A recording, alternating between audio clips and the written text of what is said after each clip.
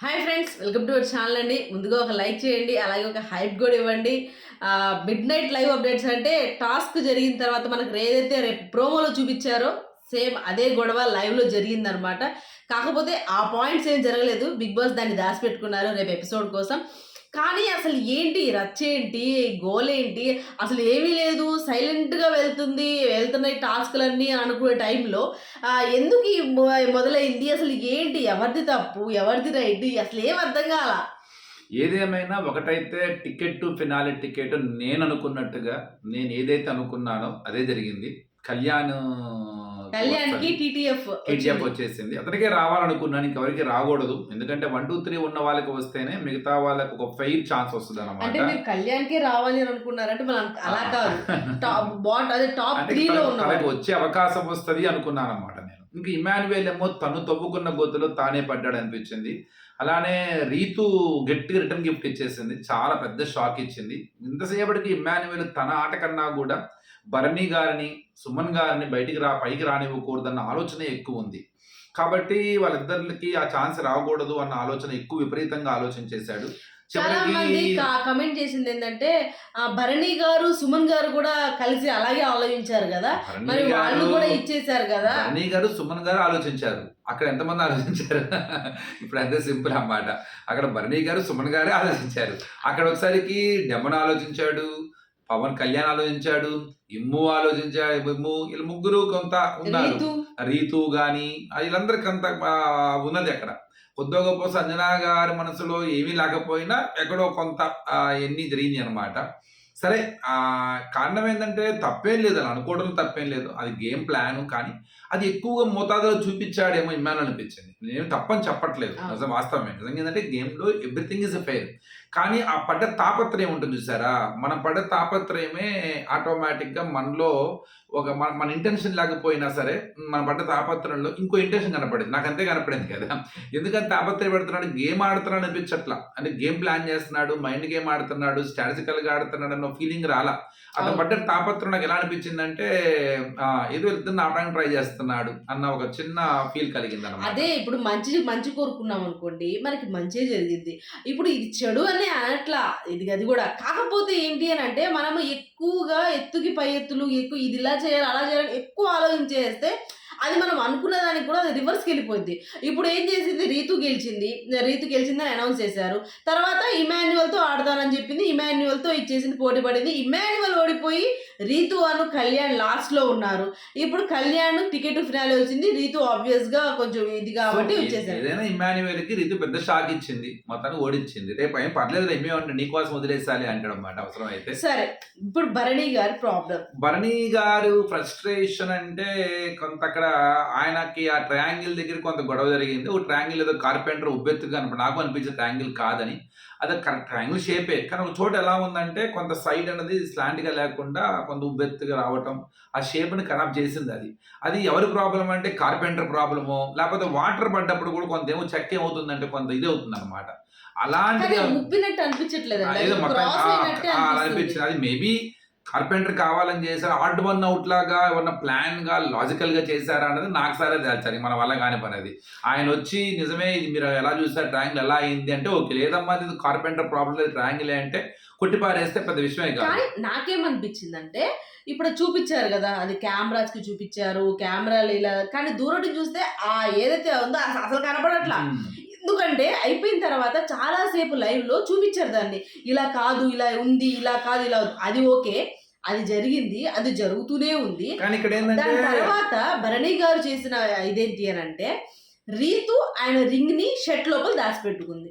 అసలు ఎలా దాచిపెట్టుకుంటది రింగ్ ని షర్ట్ లోపల? ఈ విషయాన్ని చెప్పింది ఎవరు? తనుజ షేర్ చేస్తున్నారు. తనుజ నా అమ్మాయి కావాలని తీసుకెళ్లి దాచిపెట్టింది, అమ్మాయి లోపల పెట్టేసుకో, అమ్మాయి లోపల. ఆయనకి బాగా ట్రిగర్ అయిపోయి అసలు నేను ఫస్ట్ వెళ్ళి అప్రిషియేషన్ చేసింది నేను, ఫస్ట్ అందరికన్నా వెళ్ళి బాగా ఆడావు కంగ్రాట్స్ అని చెప్పి అమ్మాయి నా రింగ్ ఎలా దాచిపెట్టింది, నా రింగ్ ఎలా ఇక్కడ ఒకటి చెప్తాను.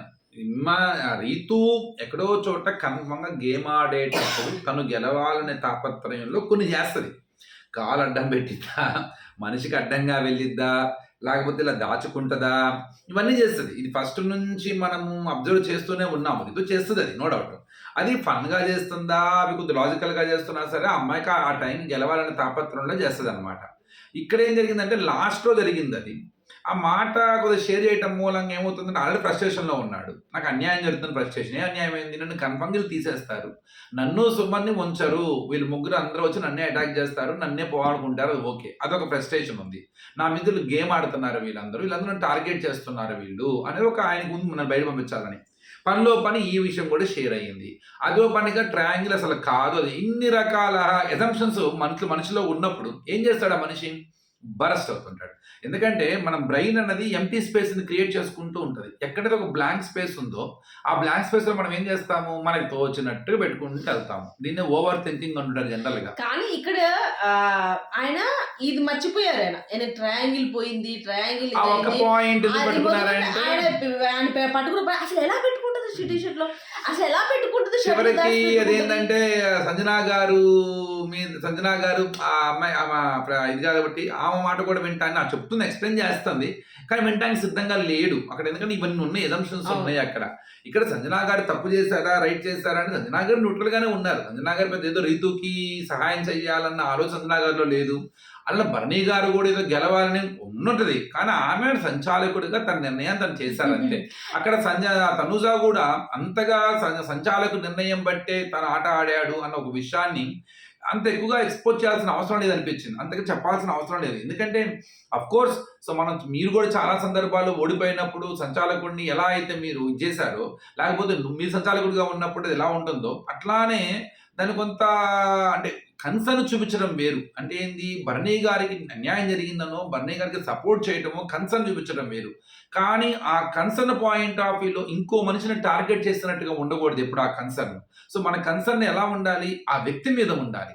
ఆ వ్యక్తి మీద ఆ వ్యక్తి కోసం పోరాడాలి. ఆ వ్యక్తికి జరిగిన అన్యాయాన్ని మనం మాట్లాడొచ్చు తప్పేం లేదు.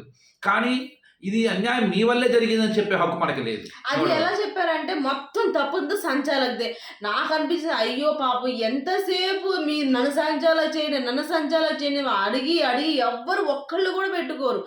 ఏదో అది కూడా ఏం చేశారు సార్ బిగ్ బాస్ కూడా చాలా తెలివిగా ఒక్కోసారి ఇలా సపోర్ట్ చేసేటప్పుడు ఇలాంటి టైంలో డైరెక్ట్‌గా ఆయనే చెప్పేస్తాడు సంజన సంచాలక్ అని ఎందుకు గొడవలు వస్తాయి అని చెప్పి. ఈరోజు పాపం చాలా జాగ్రత్తగా చాలా ఇదిగా స్టార్టింగ్‌లోనే రీతు అక్కడ ఉన్నప్పుడు నేను భరణి గారికే సపోర్ట్ చేస్తాను ఏదైనా ఉన్నా గానీ. ఎందుకనంటే భరణి గారికి సపోర్ట్‌గా సుమన్ అన్నే ఉన్నారు. తనుజ ఉంటది. అందుకని భరణి అనేది ముందుగానే చెప్పింది. ఆ విషయాన్ని లాస్ట్‌లో ఆయనకి ఎక్స్‌ప్లెయిన్ చేయడానికి ట్రై చేసినా ఆయన అసలు వినటానికి సిద్ధంగా ఎందుకంటే ఆయన కొంచెం ఫ్రస్ట్రేషన్‌లో ఉన్నారు. ఓకే. ఆయన పాయింట్ ఆఫ్ వ్యూలో ఆయన కరెక్టే. కాకపోతే ఏందంటే 24 గంటలు ఇప్పుడు నేనొకటి చెప్తానండి. ఇప్పుడు తనుజ చెప్పింది ఏదేమైనా సరే వాళ్ళు ఆడినందుకు గాదు. వాళ్ళది మొత్తం సంచాలకుది తప్పు అని చెప్పేసి మొత్తం సంచాలక్ మీద బ్లేమ్ ఏసారు. ఓకే. అక్కడ సంచాలక్ చేసిన తప్పు ఏం లేదు. అక్కడున్న ఆ చిన్న కర్వ్‌ని చూడలేదు. ఓకేనా? అక్కడ ఆ చిన్న కర్వ్ చూడలేదు కాబట్టి వీళ్ళు గేమ్ ఆడడం ఆపేసేసారు. అందుకని సంచాలకుది తప్పు అని చెప్పేసి క్లియర్ చేసి చెప్పేసింది. అక్కడి దాకా అయిపోయింది. అక్కడ ఉన్న ప్రతి ఒక్కళ్ళైనా సరే నోరు తెరిసి ఇలా కాదు ఇలా కాదు ఇలా అని ఒక్కళ్ళు కూడా ఎక్స్‌ప్లెయిన్ చేయలేదండి. ఇక్కడ ఏమైందంటే చెప్తాను చూడండి. చాలా సింపుల్ లాజిక్ అన్నమాట. టాప్ 5లోకి వెళ్ళడానికి ఇంతకు మించిన అవకాశం లేదు. అక్కడ అందరి ఫ్రస్ట్రేషన్ ఇప్పుడు తనుజ ఏమనుకుంటది? భరణి గారి టాప్ 5లో కోరుకుంటది. కంపల్సరీ కోరుకుంటది. అలా ఇంకెవరు కోరుకోవాలనుకుంటది? రీతు కూడా కోరుకుంటది. అంతే. వీళ్ళిద్దరి వరకే స్టిక్ అయి ఉంటది. నాకేమనిపించిందంటే ఇప్పుడు ఇంత చర్చ చేసినా గానీ తనూజ అది కేవలం సంచాలక్ మీద ఉన్న కోపంతోనే చేశారనిపించా గానీ ఇప్పుడు అమ్మాయి గెలిచిన తర్వాత కంగ్రాట్స్ అంటే నువ్వు నాకు సపోర్ట్ చేయలేదని రీతు అనగానే అరే ఎలా చేస్తారరా పక్కన ఉన్నది నాన్న కదరా నాన్నకి ఎవరున్నారు నేను చెయ్యాలి కదా అని వాళ్ళిద్దరిలో ఉన్నప్పుడు కన్ఫర్మ్ గా చేస్తుంది. కానీ తనూజాలో మనం అబ్జర్వ్ చేసేది ఏంటంటే రైట్ ఆర్ రాంగ్ అంటే అక్కడ ఫ్రెండా నాన్న ఎన్ని అవసరం అక్కడ ఏదైనా తనకు అనిపిస్తే చెప్తుంది అక్కడ. కానీ ఏంటంటే ఆ చెప్పే క్రమంలోనే ఏమవుతుంది అది ఆ పాయింట్ డీవియేషన్ అయ్యి ఇంకా వెళ్తుంది. నువ్వు చెప్పాల్సింది ఎవరితో చెప్పాలి? రీతు గురించి చెప్పాలి. రీతు తప్పు చేసింది చెప్పు.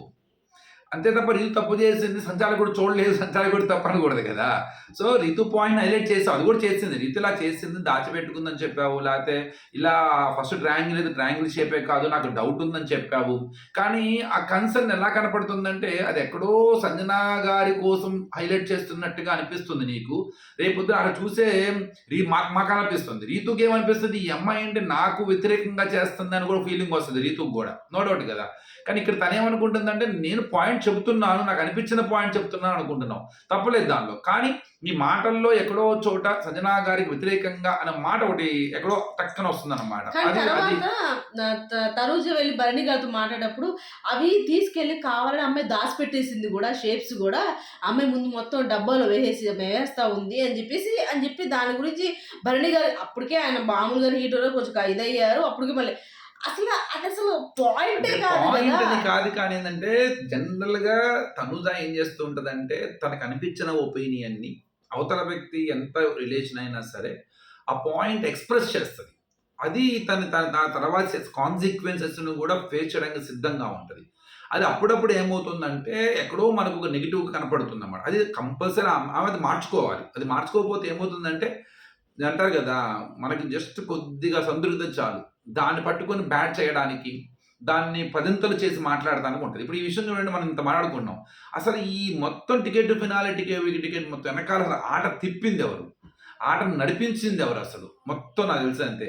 రైట్ ఫ్రమ్ స్టార్టింగ్ నుంచి రీతు ఆట ఆడింది, చక్రం తిప్పడానికి ట్రై చేస్తూనే ఉంది ఎవరు, ఇమ్మాన్యుయేల్. వీళ్ళ మధ్యలో వీళ్ళతో పాటు వెళుతూనే గెలవాలని కసిగా ఉంటూ వీళ్ళతో పాటు జర్నీ చేసింది ఎవరు, కళ్యాణ్.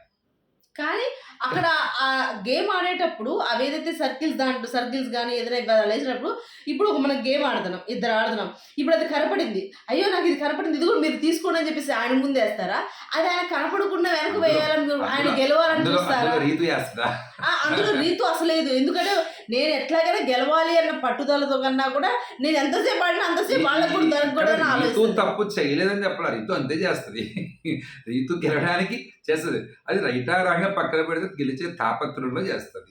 అట్లానే సంచాలకుడిగా సంజన గారు కూడా గట్టిగానే చేశారు. ఇంకొద్ది చూస్తే మామూలుగా మీరు లైవ్ లో చూస్తే నాకు పిచ్చ బాధ వేసింది. అసలు ఆమె ఎందుకు తీసుకుంటుందో సంచాలకుగా, ఎందుకు సైలెంట్ గా ఉన్నప్పుడు అంటే అలా కూడా కంటెంట్ వస్తారని ఆలోచిస్తుందో ఏమో. అమ్మని పక్కన కూర్చోబెట్టేది కొడుకే అసలు. మొత్తం ఫస్ట్ చేసింది అబ్బాయి అలా చేశాడు, ఇప్పుడే చేశారు, సంచాలకుగా చేశారు. కానీ ఆ తర్వాత ఎంత ఆ ట్రయాంగిల్ ని తీసుకెళ్లి వాళ్ళు బెడ్రూమ్ లో కూర్చొని ఉంటే అక్కడ కూడా తీసుకెళ్లి ఇది చూసారా ఇట్లా ఉంది, ఇలా చూసారా ఇక్కడ ఉంది, భరణి గారి దాంట్లో కూడా అది ఉంది. అంటే ఇప్పుడు ఇద్దరు సమానంగానే ఉన్నారు, ఇద్దరికి నేను ఫెయిర్ గానే చేశాను. అంటే తను ఫెయిర్ గా చేశాను అన్న దాని గురించి ఎంత రకంగా ఎక్స్ప్లెయిన్ చేసుకున్నారు. చెప్తాను వినండి, ఇప్పుడు మనం ఇంత మాట్లాడుకుంటున్నాము, మీకు నచ్చిన మాట్లాడతారు. చిన్న ఫీలింగ్ చెప్తాను చూడండి. మనం చూసిన దాన్ని బట్టి మనకు ఒక ఫీలింగ్, అయ్యో బాధపడుతున్నానో, లేకపోతే అయ్యో ఓడిపోయాడనో, లేకపోతే ఇందులో ఫెయిర్ అన్ఫెయిర్ ఏదో ట్రయాంగిల్ బాగాలేదని మాట్లాడుతున్నాం. అక్కడ ఆ పెయిన్ ఎలా ఉంటుందో చెప్తాను చూడండి. ఎవరైతే సంచాలకుడిగా ఉన్న వాళ్ళ పెయిన్ కానీ, లేకపోతే అంటే బాధ ఎవరికి ఉంటుంది అక్కడ, సంచాలకుడిగా తప్పు చేసిన సంజన గారికి బాధ ఉంటుందా, లేకపోతే నా ఇలా అంటున్నారన్న బాధ ఉంటుందా, లేదు నాన్నకి రాలేదని చెప్పేసి తనూజ చూపించే కన్సర్న్కి పెయిన్ ఉంటుందా, లేదు నేను తప్పు చేశానని చెప్పంటున్నారు, నాకు వచ్చిన ఆనందాన్ని కూడా సరిగ్గా ఇచ్చేయట్లేదని చెప్పి రీతుకి బాధ ఉంటుందా? వీళ్ళందరికన్నా బాధ ఉండేది ఎవరు, ఒక్క భరణి గారికే బాధ. ఎందుకని ఓడిపోయాడు. ఇది అక్కడ దాకా వచ్చాడు ఆయన, కన్ఫర్మ్గా అక్కడ నుంచి టాప్ 5 లోకి వెళ్ళే అంటే అవకాశం లేదు. విడిగా టాప్ 5 లోకి వెళ్ళే అవకాశం ఉంటే అసలు ఇన్ని గొడవలు ఉన్నప్పుడు తనూజ ఎందుకు అంత నిర్మలంగా ఉంది? ఆ అమ్మాయి టాప్ 5కి వెళ్ళింది, నో డౌట్. నా కొద్దో గొప్ప డెమన్ కూడా ఎందుకు అలా ఉన్నాడు, దేలాగా ఉన్నాడు, పర్లేదు నేను వెళ్తాను నమ్మకం. అక్కడ కళ్యాణ్ ఎందుకు ఎంజాయ్ చేస్తూ ఆడుతున్నాడు ఆటని, గెలిచినా గెలవకపోయినా వెళ్తానని ఒక్క తాపత్రయం చూసిన ఇమ్ములోనే చూసాం. అసలు ఇమ్ము కూడా తాపత్రయం పడక్కర్లా, ఆట ఆడొచ్చు ఎంజాయ్ చేస్తూ. కానీ వీళ్ళు నాపడంటే చేశాడు. అంటే ఎవరికైతే అవకాశం, ఇంకా బాగా సంజన గారికి ఉండాలి ఇంకా పాపం. ఎందుకని అసలు టాస్క్లోకే రాలేదు, ఫస్ట్లోనే పోయారు. ఇంకా బాధపడాల్సిన 2 బిగ్ ఫైట్లు ఆడి భయంకరంగా ఆడి మధ్యలో ఆగిపోయిన ఎవరు రావాలి, సుమన్ గారికి రావాలి. అలానే ఇక్కడ దాకా వచ్చి నన్ను కావాలని చేశారనుకున్న భరణి గారు రావాలి. ఎందుకని దాని విలువ ఎంత, టాప్ 5 అనే చిన్న పదమా? ఇంత జర్నీ, ఎన్ని కష్టాలు, ఒంటి నిండా దెబ్బలు, మానసిక క్షోభ, ఒక పక్క ఫ్యామిలీ గుర్తొస్తుంటది. ఒక పక్క ఇక్కడ ఉన్న బంధాలు, ఒక పక్క ఆడియన్స్ టెన్షన్‌లు, ఒక పక్క హోస్టులు తిట్టే తిట్టులు. ఓరి నాయనో! సరిగ్గా తిండి దొరికి సావదు, సరిగ్గా నిద్రుండి సావదు, ఒళ్ళు హోనమైపోద్ది, మెంటల్ టార్చర్ ఉంటది. ఆ మానసికమైన ఒత్తిడి ఉంటుంది చూసారా? ఆ ఒత్తిడి అర్థం చేసుకుంటేనే తెలుస్తది మనకి. ఆ ఒత్తిడి అర్థం కాకుండా మనం మనిషిని చూసినప్పుడు ఏమనిపిస్తదంటే, మనుషులన్న మాటలు, మనుషుల యొక్క ఆవేశంలో దొర్లిన మాటలు అవే పట్టుకుంటాం. కానీ ఆ స్టేజ్‌లో ఉంటే తెలుస్తది. సంజన గారి పరిస్థితి ఒకసారి ఊహించండి పాపం. మొదటి 3 వారాల ఆట చక్రం తిప్పినట్టు తిప్పారు. తర్వాత ఏమైపోయింది? ఎక్కడికక్కడ, అక్కడికక్కడ దొరికింది. టార్గెట్ అసలు చేశారు. టార్గెట్ ఈ మాటలు రోజుకి పడ్డారు. గూడా, ఇప్పుడుకి గూడా అవంటే కాదు. ఆమె ఏంటంటే ఉన్నదున్నట్టు చెప్పేస్తారు. ఇది అనిపించింది నాకు. ఇలా కాదు సంజన, ఇలా కాదు తనుజ, ఇలా చెయ్యి, ఇలా కాదు రీతు నువ్వు ఇలా చెయ్యి, నువ్వు ఇలా చెయ్యి, నువ్వు ఇలా ఏదో అన్నారు ఒక మాట. రీతు గెలిచిన తర్వాత ఎట్లాగైనా సరే బాగా ఆడి అంటే గెలిచావంటే ఇప్పుడు ఇంతవరకు నేను ఆడలేదా నేను అన్నట్టు నేను ఫీలయ్యారు. ముందుకెళ్ళాలి, గెలవాలనే తాపత్రయము. అట్లానే తనూజ ఎక్కడికెక్కడ ఎంతమంది ఎన్ని మాటలన్నా, ఆ అమ్మాయి ఎలా ఒప్పుకుంది?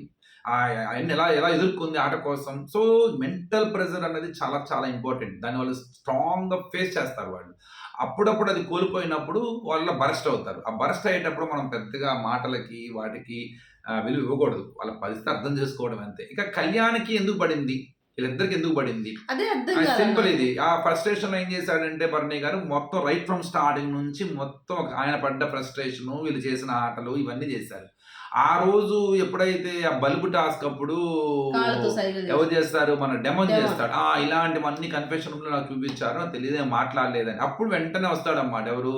నాకు తెలుసు ఏం చూపించారు. మీరు నన్ను ఎందుకు బ్లేమ్ చేస్తున్నారు అని చెప్పేసి కూడా అతనికి పాయింట్ ఉందక్కడ. కళ్యాణ్‌కి చాలా మంచి పాయింట్ ఉంది. కళ్యాణ్ కూడా మాట్లాడొచ్చు. అలా అని చెప్పేసి బర్నీ గారు మాట్లాడకూడదని చెప్పట్లా. బర్నీ గారు తన ఫ్రస్ట్రేషన్ చెప్తున్నాడు. నేను చాలా సందర్భాల్లో మీకు ఒబే చేశాను. మేము మాటలేదు. అలా అని బర్నీ గారికి కళ్యాణ్ మీద పెద్ద కోపమే అన్నాం. ఎందుకంటే ఫస్ట్ రైట్ ఫ్రమ్ స్టార్టింగ్ నుంచి కళ్యాణ్ మీద బర్నీ గారికి కూడా కోపం ఉంది. ఎందుకు కోపం ఉంది? ఆ రోజు డేంజర్ జోన్‌లో నుంచి సేఫ్ జోన్‌లో తీసుకురావడానికి తనుజ హెల్ప్ చేసింది. సరే అప్పుడు అనుకున్నాడు ఈ అమ్మాయికి ఆట తెలియట్లేదు. వాళ్ళ ట్రాప్‌లో పడిందని చెప్పేసి అప్పుడు అనుకున్నారు. తర్వాత ఏం చేసింది ఆ అమ్మాయి మళ్ళీ సేఫ్ జోన్‌లో ఉన్న వ్యక్తిని తీసుకెళ్ళేసి మాటిచ్చి దివ్యకి మాటిచ్చేసి కానీ చివరికి వచ్చేసరికి ఏందంటే తను కెప్టెన్ చేసింది. అంటే 2 సార్లు. ఆ రోజే పునాది పడింది భరణి గారికి, ఇమ్ముకి, తనుజ మీద. ఏం చేస్తుంది ఈ అమ్మాయి? అసలు ఈ అమ్మాయి ఏం ఆడుతుందో వాళ్ళిద్దరూ మాట్లాడుకుంటారన్నమాట. అప్పట్లో వీళ్ళందరూ ఏందంటే వాళ్ళ ట్రాప్‌లో పడిపోయింది ఈ అమ్మాయి అనుకుంటా అని ఒక భావనలో ఉన్నారు. సో అయన్నీ తనకి మైండ్‌కి బాగా ఫ్రస్ట్రేట్ అయినాయి. ఎనీహౌ టాప్ 5 బెర్త్ ఒకవేళ మంచిగా కళ్యాణ్‌కి ఎళ్ళింది కాబట్టి ఇంక తాడో పేడో తెలుసుకోవాల్సింది వీళ్ళే. ఆడియన్స్‌ని ఇంప్రెస్ చేయాల్సింది వీళ్ళే. ఓడలు బళ్ళవుతాయి, బళ్ళు ఓడలవుతాయి. ఎవరు వెళ్తారు ఏంటి ఇది ఈ నిజంగానే టాస్క్ అంతా కూడా గందరగోళంగా ఇచ్చేసారు. ఇది చదరంగం గాదు రణరంగమే. రేపేం టాస్క్ అసలు ఫైనల్ టాస్క్ అసలు ఏముంటది వీళ్ళ ముగ్గురికి ఏం జరిగిద్ది అన్న విషయం అయితే అంటే ముగ్గురంటే ఇద్దరికి రీతుకి అలాగే కళ్యాణ్కి రేపు మనకి ప్రోమో వస్తుంది కాబట్టి దాన్ని బట్టి తెలుస్తుంది. వాళ్ళ ప్రోమో కూడా వీళ్ళిద్దరు కొట్టుకోవడమో వీళ్ళిద్దరు అరుసుకోవడమే వచ్చింది కాబట్టి అలా ఇక ఏం లేదు చూసినంత సేపు కూడా కొద్దో గొప్ప ఫ్రస్ట్రేట్ అయ్యి కొద్దో గొప్ప ఏంటి ఇలా అని అన్నట్టు అనిపించింది. మీకేమనిపించింది అన్న విషయాన్ని కింద కామెంట్ సెక్షన్లో కామెంట్ చేయడం మాత్రం మర్చిపోమాకండి. ఈ వీడియో కనుక నచ్చితే ప్లీజ్ లైక్ చేయండి, షేర్ చేయండి, సబ్స్క్రైబ్ చేసుకోవడం మాత్రం మర్చిపోమాకండి. బాయ్.